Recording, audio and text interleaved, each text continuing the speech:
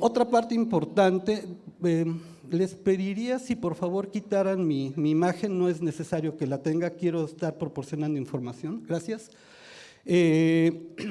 También la información que tenemos de temperatura y clorofila, la tenemos de estos 3 cuadrantes específicos que provienen de la información que proporciona la NOAA y un laboratorio de la NASA, donde se puede tener información de la concentración de clorofila y temperatura superficial.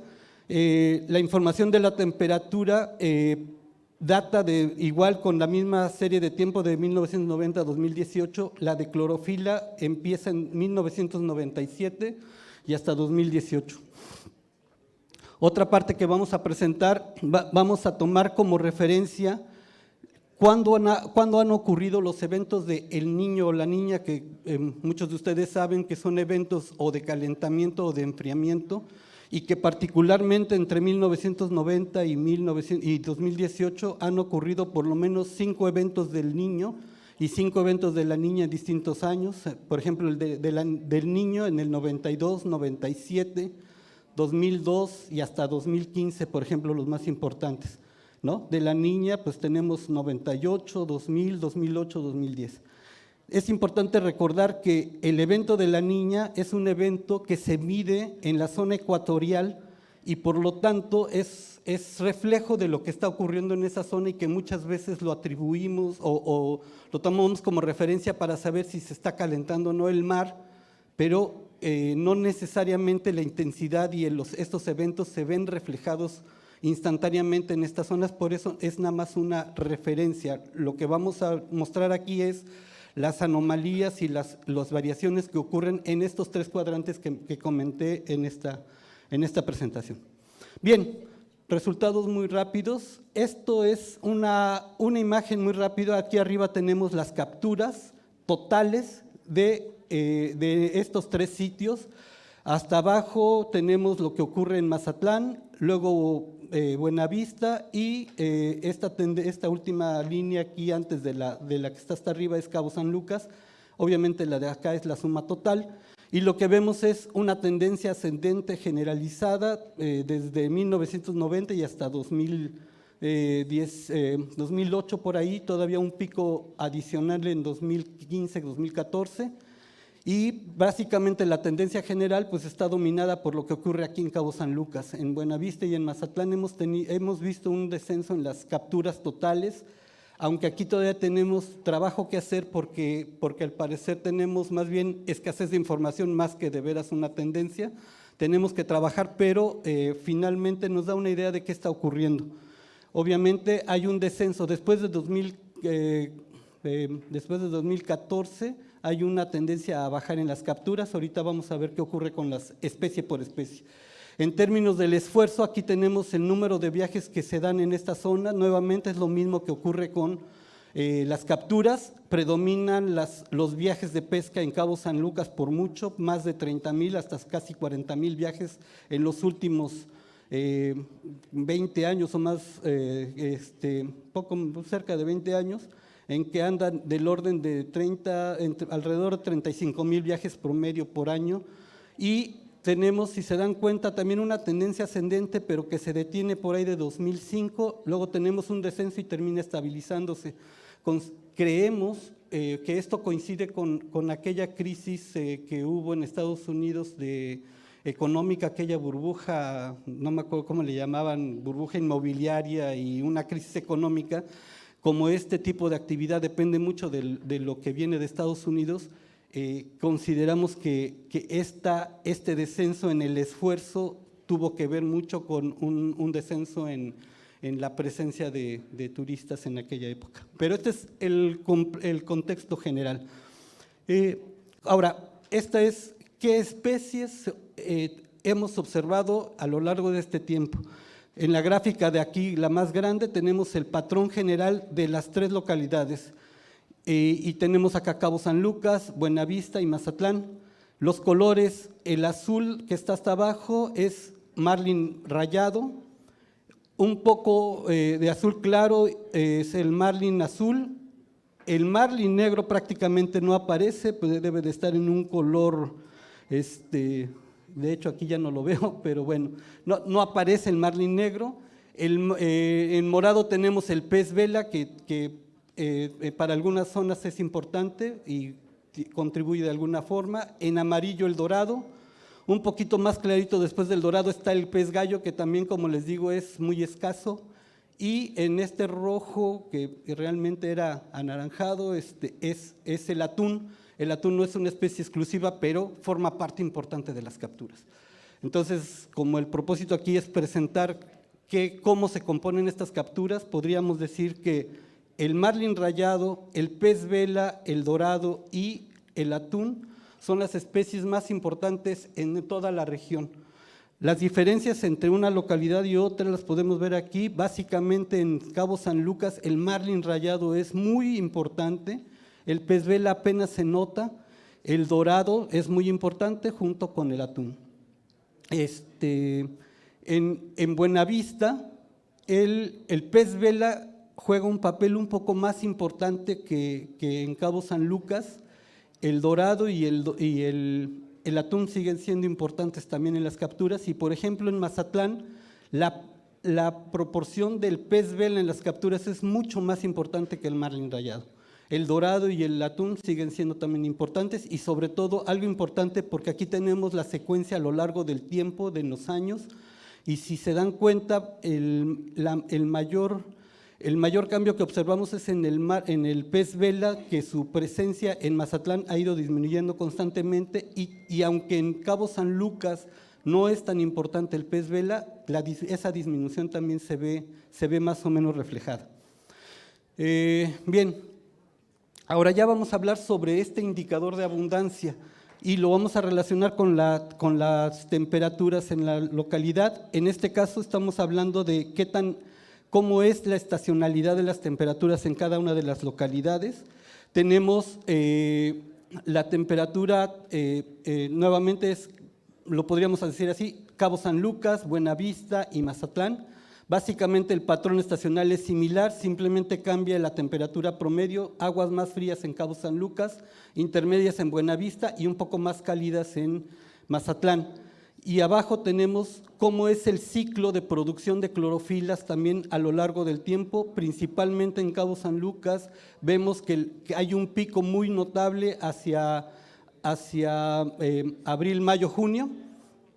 En Buenavista no hay un pico considerable, pero la principal producción se da en invierno a principios de año, y en Mazatlán pues también es un comportamiento similar a lo que ocurre en Buenavista.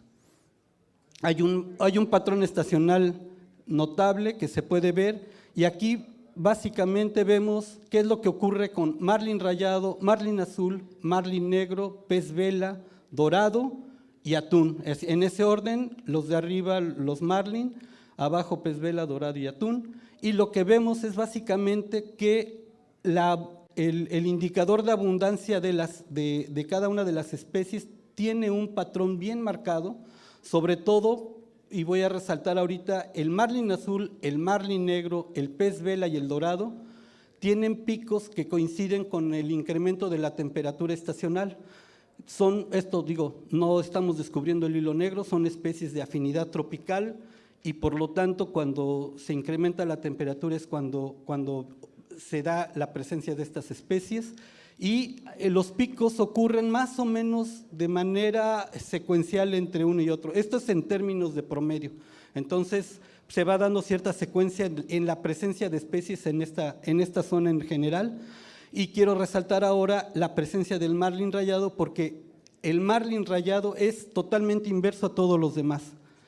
Prácticamente el marlin rayado, la abundancia la vemos de manera más importante hacia finales o principios de año, y pues también no estamos descubriendo el hilo negro, es una especie con una afinidad más templada, y por lo tanto pues eso es lo que explica, y de alguna manera hay una alternancia de especies importante en esta localidad, y eso es lo que le da la riqueza a esta zona.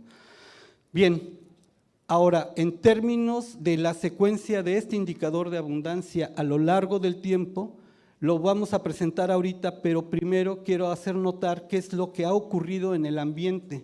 Aquí estamos viendo lo que ha ocurrido también nuevamente en Cabo San Lucas, Buenavista y Mazatlán con las temperaturas a lo largo del tiempo, desde 1990 hasta 2000, incluso hasta 2020, porque con esto sí tenemos información más o menos ágil.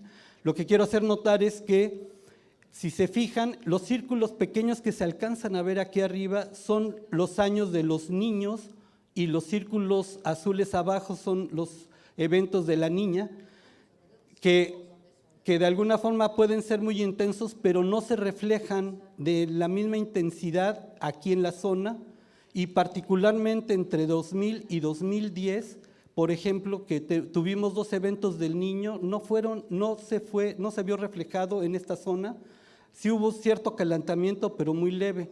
En cambio, sí hubo una serie de eventos de enfriamiento que de alguna forma coinciden con el evento de la niña y que de alguna forma podríamos decir que entre 2000 y 2010, en esta franja que estuvimos monitoreando, hubo más bien un evento de enfriamiento importante. Lo más importante que quiero resaltar también es que estos eventos de enfriamiento o calentamiento tienen que ver con picos de mayor o de menor productividad. Cuando hay eventos de enfriamiento, hay eventos de mayor producción de clorofila, si se fijan, y viceversa. En periodos de calentamiento hay menor producción de clorofilas. Entonces, ahí hay esto se explica por las cuestiones de surgencias, son fenómenos oceanográficos más o menos ya descritos. Y algo que también es importante resaltar, en el 2014 y 2015 hubo un calentamiento súper extraordinario por la coincidencia de 2 fenómenos.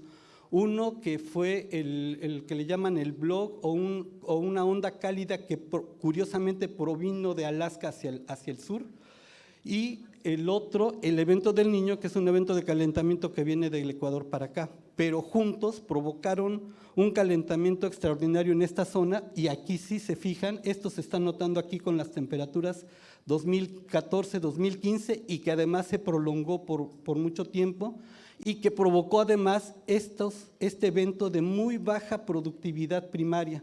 Entonces, estos últimos años son muy importantes para que los tengan en cuenta con lo que vamos a ver ahora sí con los indicadores de abundancia de cada una de las especies.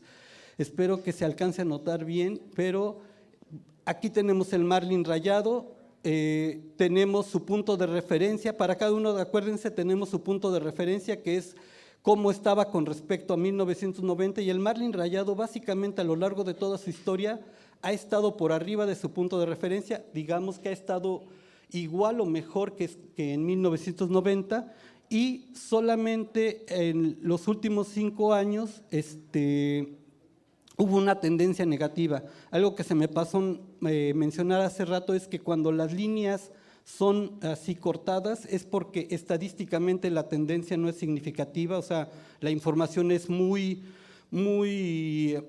dispersa como para poder decir que de veras eso es una tendencia, pero sí se alcanza a notar porque obviamente están los puntos, pero estadísticamente no hay significancia. Pero bueno, está esta tendencia, y también quiero hacer notar que esta tendencia, sobre todo de los últimos 5 años, coincide con este periodo en que hubo una alta y luego una baja producción primaria enorme. Entonces, hay cierta coincidencia ahí. Con el marlin azul y el marlin negro tenemos un periodo en que justo entre el 2000 y 2010, o incluso un poco más, este indicador de abundancia o de disponibilidad está por debajo de su punto de referencia, se ha mantenido abajo por mucho tiempo, y en los últimos años, nuevamente en los últimos 5 años, la tendencia es negativa.